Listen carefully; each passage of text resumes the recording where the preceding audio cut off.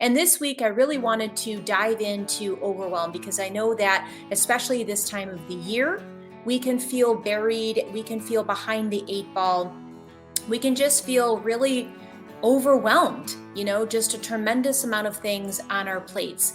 Typically, when we experience something out of balance, it really doesn't matter what it is.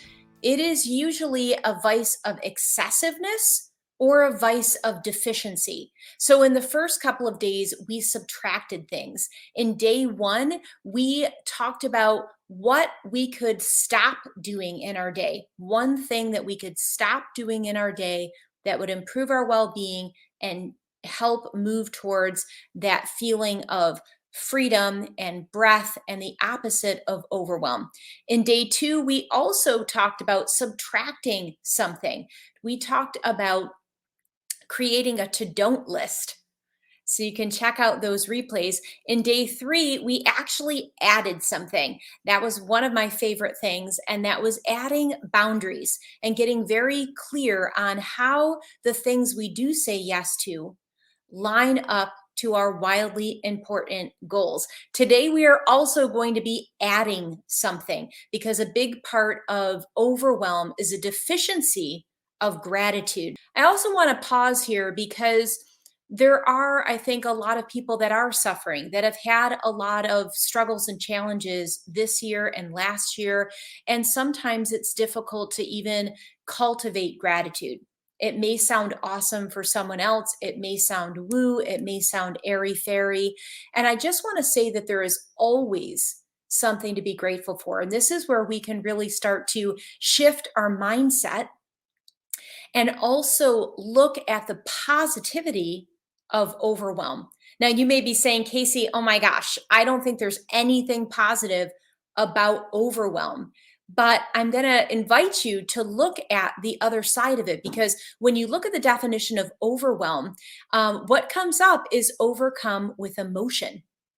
So we can have an overcome of emotion that's stress, anxiety, and negativity. And of course, yes, we don't want that. That's why I'm doing this series on how to reduce those feelings of negative overwhelm. However, if there is black, there's always white. There is always the flip. There is always the other side of the coin. We have an opportunity to look at it with a different perspective, with changing our own personal view and also our world view. So the flip of being overcome with emotion is positive emotion, emotion of joy, emotion of fulfillment, abundance, emotion of gratitude. And so that's what we're really going to be looking at today.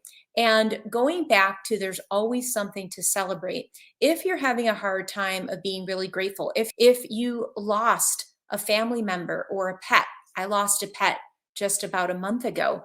And so sometimes when we're in loss and transition, it's difficult to cultivate those feelings of gratitude. If that's you, or if you find yourself falling into that, I invite you to really break it down to the smallest thing that you can notice in your life that you do find positive, that you do have a bit of joy in, that you can cultivate or even amp up those feelings of gratitude. I like to look at them or think of them as micro blessings. And it could be something as simple as the softness of your blanket in the morning, right? Express gratitude to that. Feel this amped up feeling of being grateful that you are warm, that you actually had a bed to sleep in, that you have a roof over your head, that you have a meal that you can partake in or share with others. And the more that you start noticing these micro blessings, the more you're actually going to be programming your reticular activating system, known as your RAS, to look for other good feeling thoughts and emotions, to look for other positive micro blessings. And you can literally make a game of it. What else can I notice today that I'm really grateful for? Maybe it's the silence. Maybe it's the trees. Maybe it's having a washing machine to make your clothes fresh and clean. Like, you will really start to shift that maybe doldrum feeling that felt like maybe you couldn't get out of, or felt like you were stuck, or felt like you were in this comparison mode of, wow, other people have XYZ, or maybe I'm not experiencing my true desires right now in this moment, you're going to be able to flip a switch by cultivating gratitude with this micro blessing focus.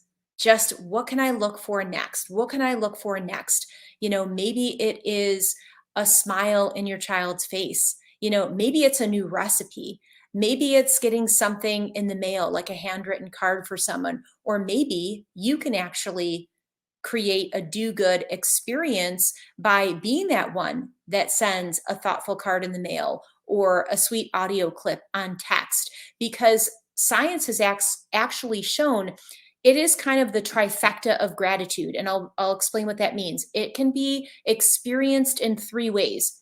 We actually raise our happiness quotient when we do a positive act. Awesome. We also get it raised when someone does a positive act or an act of generosity towards us.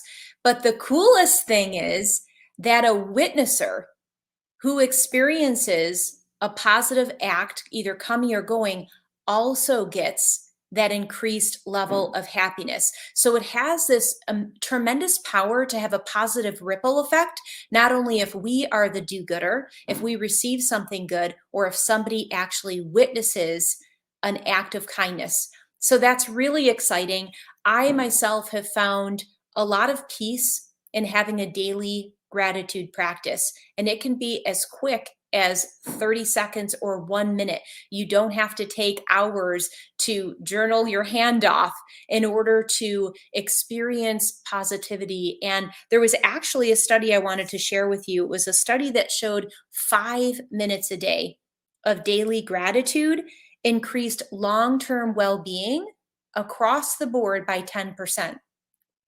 So if you're a metrics lover like I am, I love to see data and analytics. That really is tremendous because one, it's free. Two, we have the power to cultivate it.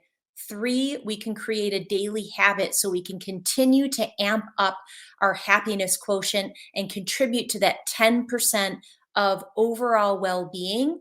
That's pretty exciting. So my question is to you, how can you look for and or create micro blessings in your life to add gratitude, which is contributing to not only overall well-being, but it's contributing to what we're focused on this week, which is reducing overwhelm. And it's something that we can start today. So I'm really curious. One, do you already have a gratitude practice in place? If so, DM me, let me know, or drop a comment in the feed, because this is, again, how we can increase and motivate and inspires others to do the same, knowing that we're not only going to feel better on a daily basis, but it has the power to let other people in and improve that positivity and have them feel better as well.